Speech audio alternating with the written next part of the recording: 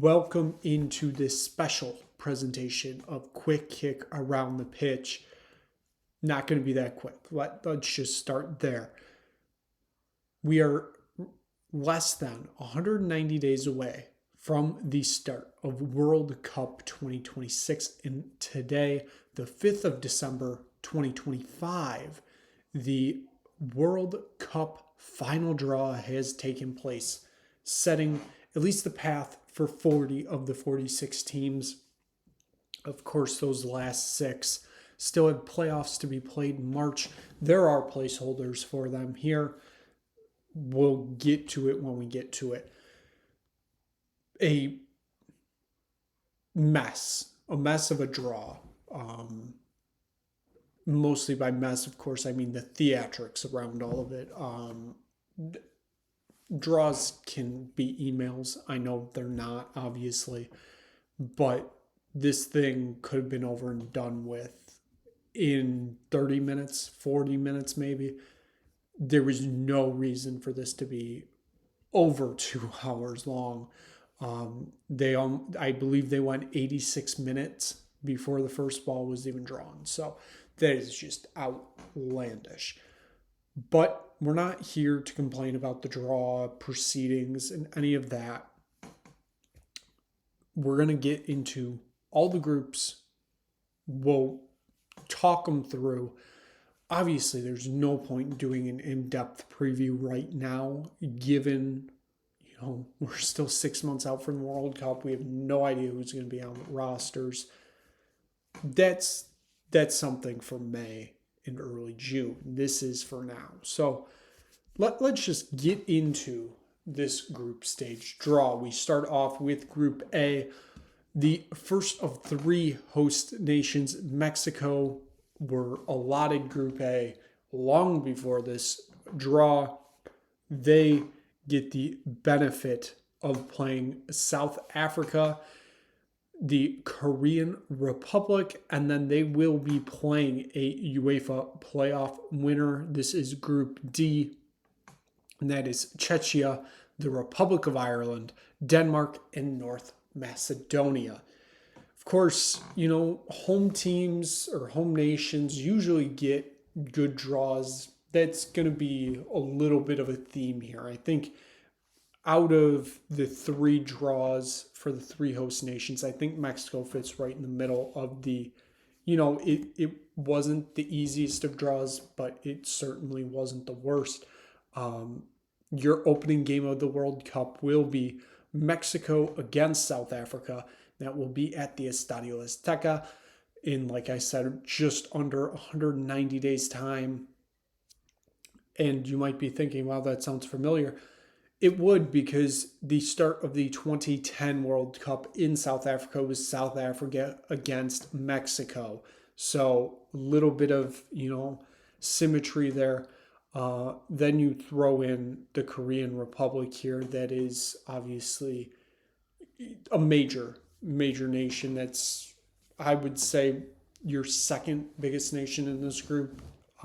And that can obviously fluctuate depending who comes out of this playoff, where it will be Czechia taking on the Republic of Ireland in the semifinal, and in the other semifinal, it will be Denmark and North Macedonia.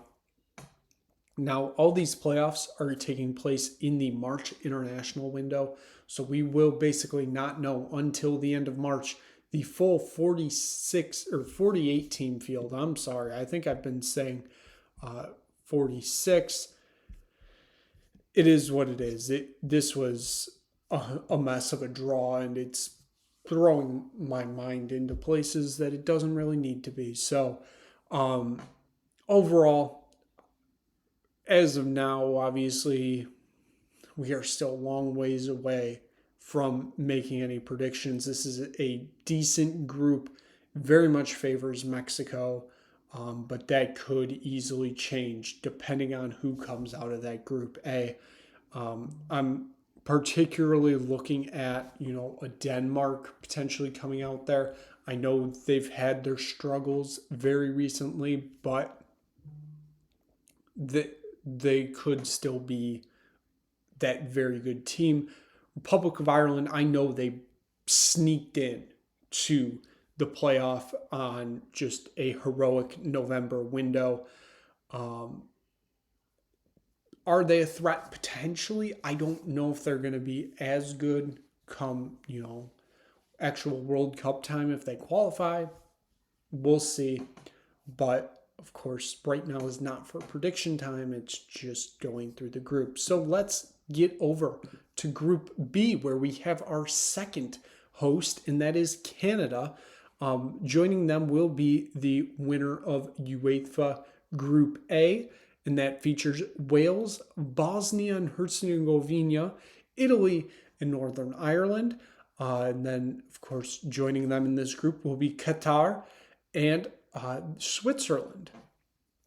Now for Canada, I'm putting them in third out of easiest draws for the host nation. Now, of course, that tells you the U.S. is in first. I think I am assuming Italy is going to get there. If they don't, it is a massive, massive, massive failure by the Italian Football Association.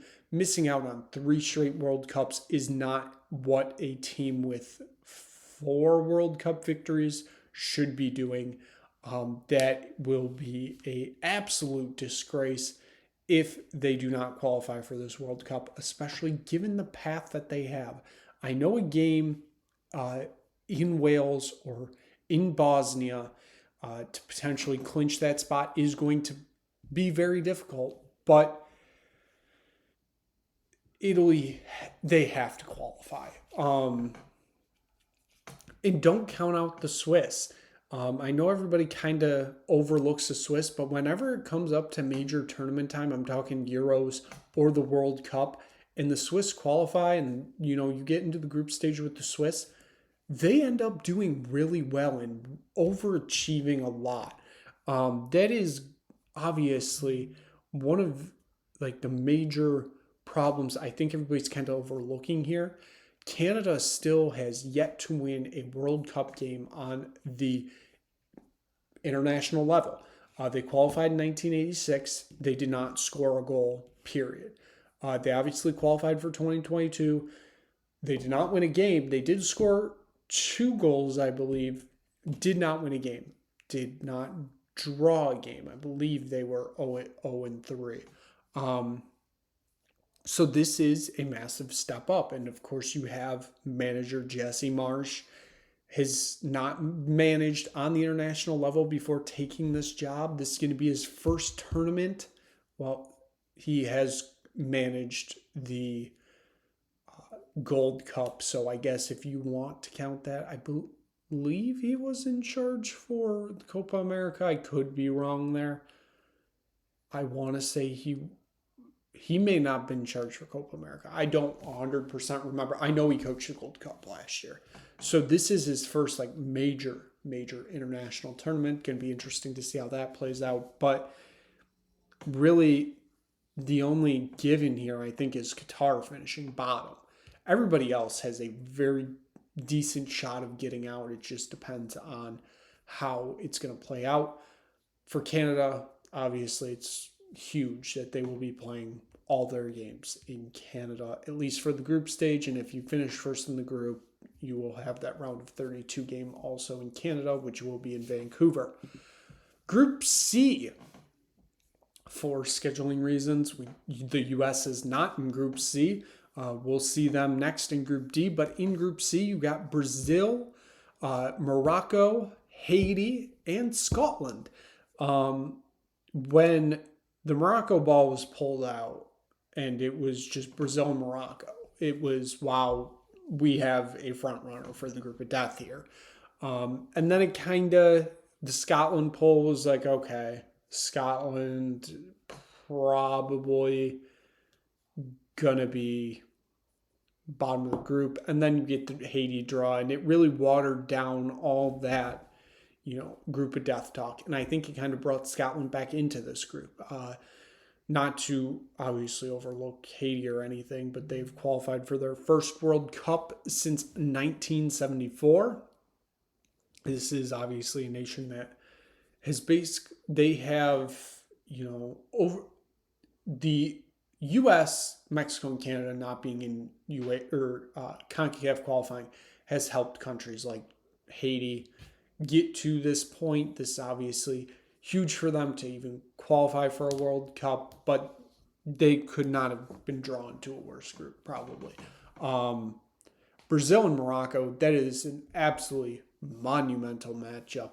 And for a manager like Carlo Ancelotti, who is the obviously running the Brazil team right now as their manager, your first game at a World Cup for Brazil is going to be up against a team that made it to the semifinals in 2022. Good luck.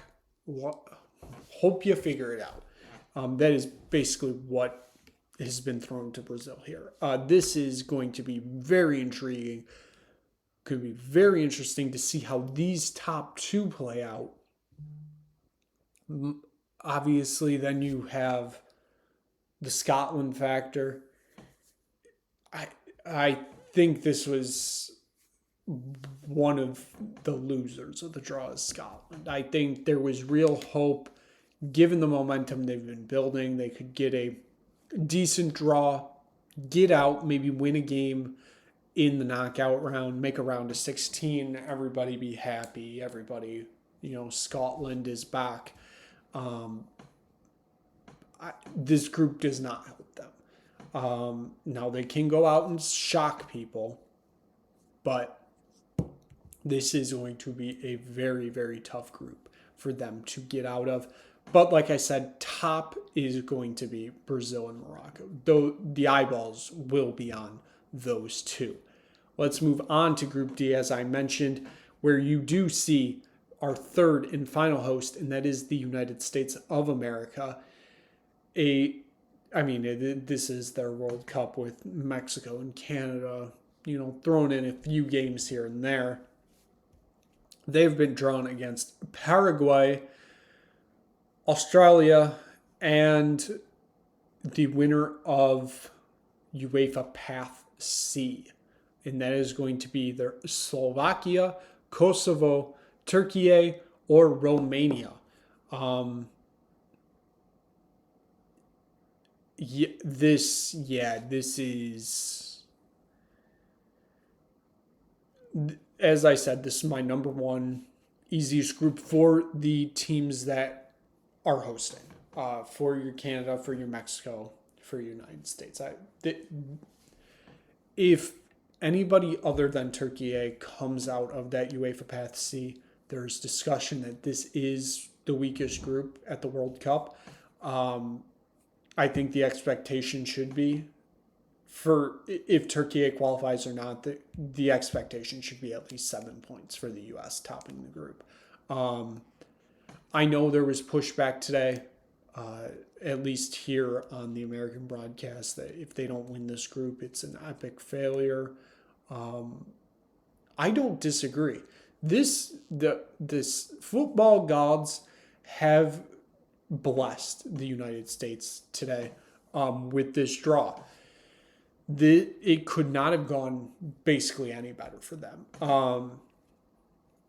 You avoided the potential of Italy coming out of, a UEFA path because we got down to obviously pot 4 and this group hasn't drawn any European teams yet. Each group has to have one European team, so obviously it's going to be one of the 4 UEFA playoffs here. So you probably get the weakest of the 4 too, because I would say the other 3, you have at least 2 or 3 teams that most likely could win it, and you could see that happening. This, honestly, if it's not Turkey, I will be shocked. It has to be them, and if it's not, that's a major failure on the Turkish Football Federation. But overall, this is a dream draw for the United States of America. I will say, though, Australia is lurking, and I do think like there is potential for them to play a little bit of a spoiler here. It's going to be interesting to see how that plays out, but just saying, I think the potential's there to play a little bit of a spoiler.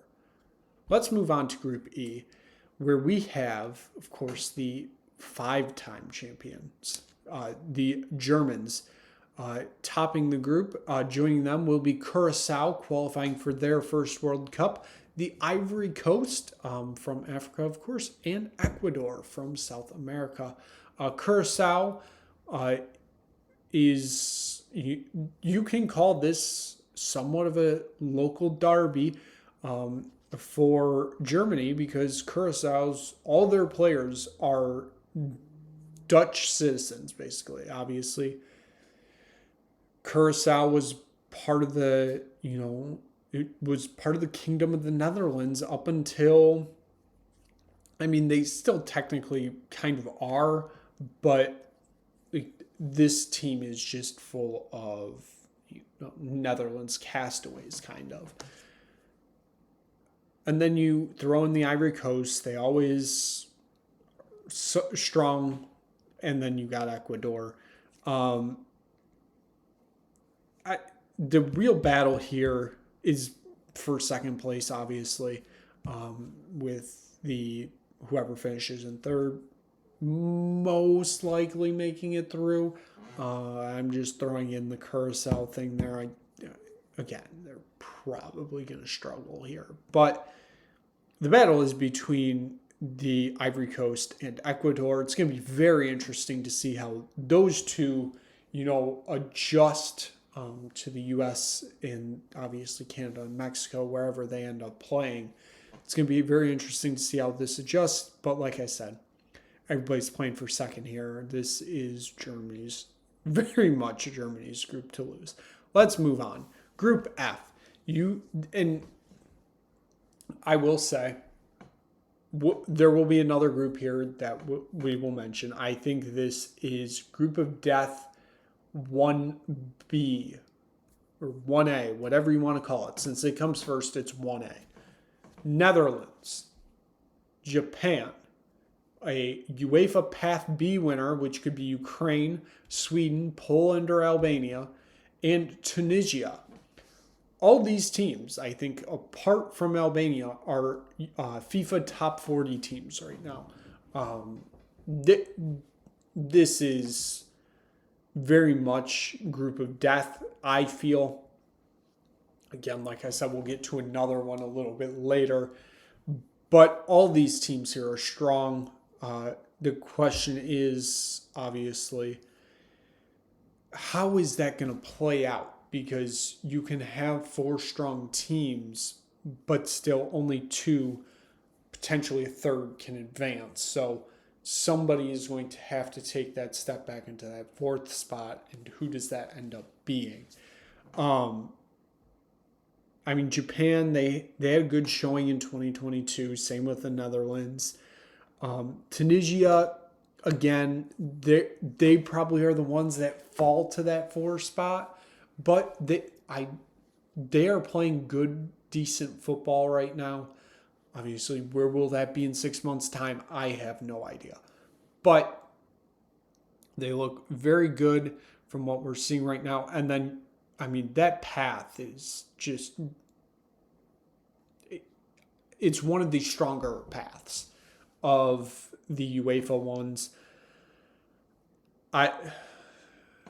I would probably say it's number 2. I would go Path A is 1 with Italy, Wales, Northern Ireland, and Bosnia.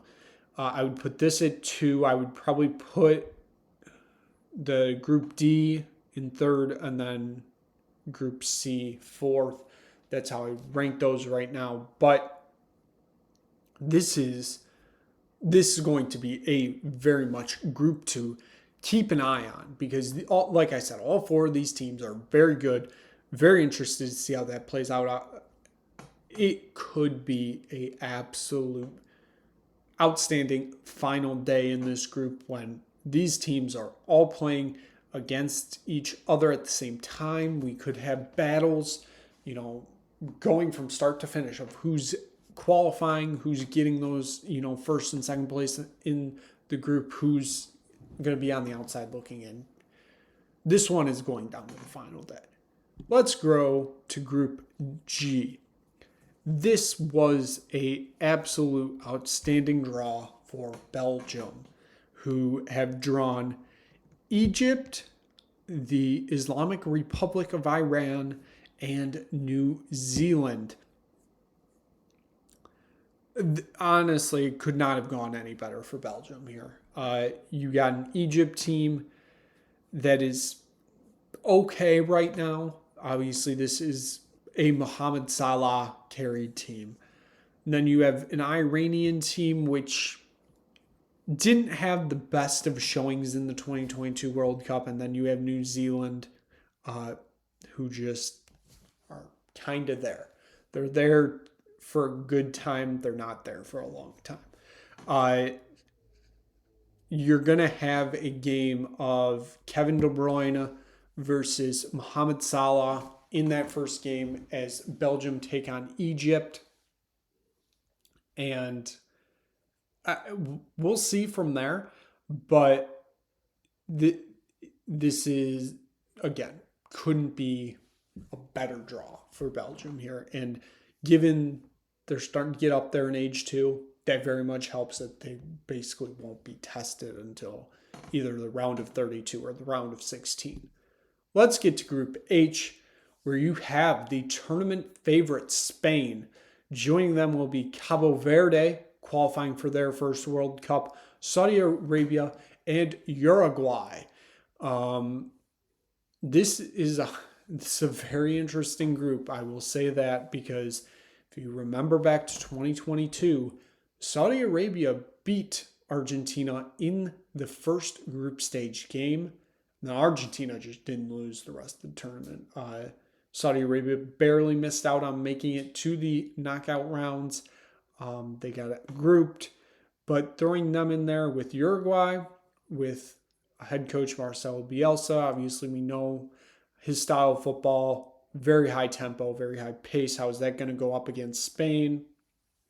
And then, like I said, the debutantes, Cabo Verde, great story out of Africa. Another team that is really kind of full of expats from all over, people like the Federation finding players that have descent from the Cabo Verde. This is another group. I like the idea of it. But it kind of all hinges on Saudi Arabia. What Saudi Arabia are we going to see in this tournament? That's the major question. I'm very interested to see how it goes. Could be very, very interesting there. Group I, we have our first intercontinental playoff team here, but joining them, and this is your group of death 1B.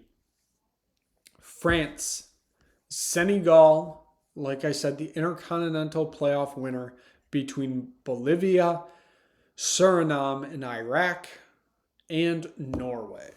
Now tell me World Cup final draws aren't rigged when you put Mbappe and Haaland in the same group. Just tell me they aren't rigged. This is a group of death, obviously.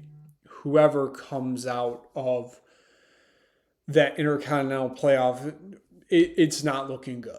It is not looking good whatsoever. You are going to be there for 3 games and you will be out. The question is, how does Norway perform at their first World Cup since 1998? And how does Senegal perform? A team that has looked very good in qualifying.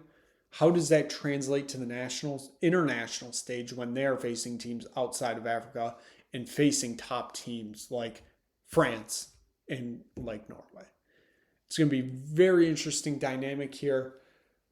It probably still ends up France, Norway, Senegal, and whoever comes out of the playoff. Senegal, if they can pull off the upset of any of these games, mostly the France and the Norway game, they have a very good shot to finish second in this group. But this is Group of Death 1B. I kind of lean towards Group of Death 1A more because, coming out of UEFA Path C or B, UEFA Path B, I'm sorry. Uh, that just makes that group that much tougher. I personally am leaning a little bit that way, but you cannot deny that this is an absolute superpower, group of death. I think we got two of them this year, or next year, I guess, technically. Those are the two. Let's get on to Group J, and this is whatever you want to call the opposite of the group of death, where there is one good team and everybody else there. That is Group J. That is your defending world champions, Argentina. You have Algeria, you have Austria, and you have Jordan, who qualify for their first World Cup also. Again, this is smooth sailing for Argentina. Everybody else is playing for second, and that second spot is wide open. It is wide open. I will say I don't know much about the Jordan national team. Can't say I watched a lot of their games, but here we are.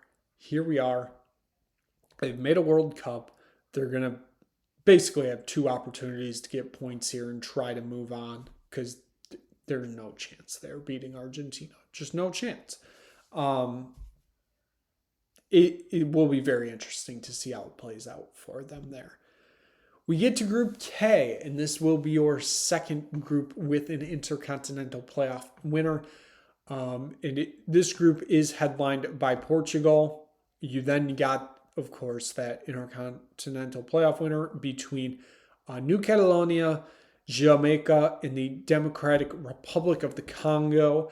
And then joining them in that group will be Uzbekistan, once again qualifying for their first World Cup, and Colombia. This feels like it is a Portugal-Colombia race to the finish. Who finishes top here? And then Uzbekistan is kind of good. I saw a few of their qualifiers in Asia. They aren't as bad as I think people think they are.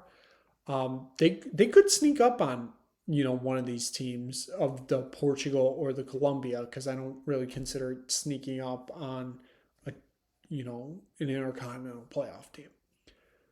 I think they have the possibility of sneaking up on somebody, making some noise.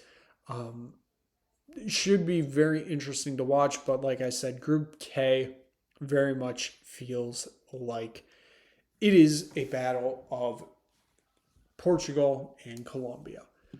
And we get to our final group, that is Group L. You have the three lions. You have England, you have Croatia, you have Ghana, and you have Panama. For England, it's somewhat reminiscent of those 2018 years where they played Panama in the group stage. And then they, of course, played Croatia in the semifinal, game that they lost. And then, of course, you have Ghana. First time that England will be playing Ghana on an international stage like the World Cup. This is a group of confusion because a lot of people are saying this could potentially be a group of death. I personally don't see it. I kind of see it as a little bit of smooth sailing for England. They're going to 1-1 draw Croatia in the first game. And then I think it's kind of smooth sailing against Panama and Ghana. Now, of course, you could say the same about Croatia. It's a 1-1 draw, and then it's kind of smooth sailing. I think Croatia and Ghana are a little bit closer than you would expect. Panama, I don't. But, again, this feels... I feel like I'm seeing it one way. The English media is seeing it another way. The Croatian media is seeing it another way, obviously. But you can go down the line there. But overall, I this is England's group to lose, and probably Croatia's second place to lose, because I don't know if Ghana and Panama can keep it up. So, with that being said, those are your groups for the 2026 World Cup. Obviously, we are still a long ways away from getting anything close to previews here, but of course, you can already just take a look at those games, look at kind of, oh, look at these matchups. I can't wait to see where this goes. Like, I look at like the Senegal and France, and then you, of course, have France and Norway. Senegal and France, of course, you have the 2002 World Cup. You have all the storylines there. There was a absolutely massive World Cup opener in 2002. And then, of course, like I said, Mbappe and Holland with that. Uh, Portugal and Colombia, I mentioned that. That game could be really interesting. I can't wait to see how that plays out. Brazil and Morocco, we already mentioned them. Spain and Uruguay, I don't think I mentioned this. That could be a very interesting match, depending on how Marcelo Bielsa's men are playing at that point. I just saw them a few weeks ago play in the U.S. against the U.S., and they looked awful. And that was with an almost A squad for them. Would say it was probably an A minus squad, so it's a little bit worrying. But I know that Bielsa held like a long media session, basically saying, "I'm staying in the job." So he will be most likely there in 26, but you never know. That could be a very, very interesting game. Would be very interested to see how that plays out. And look, I guess you can throw in England and Croatia. That's going to be the most boring 1-1 draw you probably ever watch, but it's going to be a tone setter for the group, because that is going to be your first game in Group L for those two sides. We'll see. So given that, again, I said this wasn't going to be a quick kick around the pitch. We are just over 30 minutes in. Like I said, still 6 months away. But we got to start opening the door here for international football, because the World Cup is coming soon.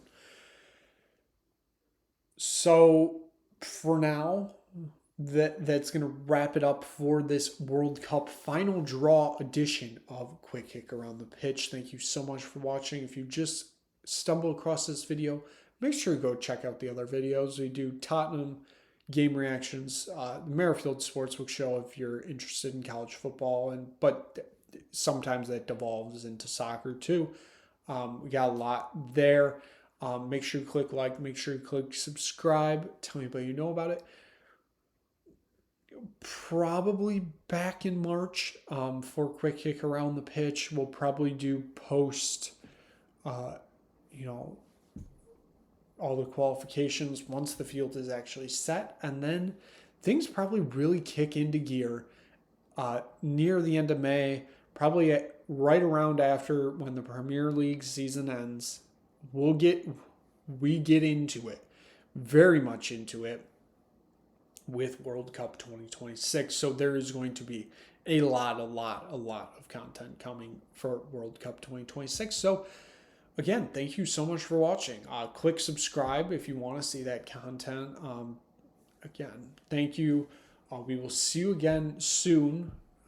I say soon, but March is a little bit far away, but we'll be here before you know it for another episode of Top the Perch. Or, well, not Quick Kick Around the Pitch, but we will be back for Top the Perch.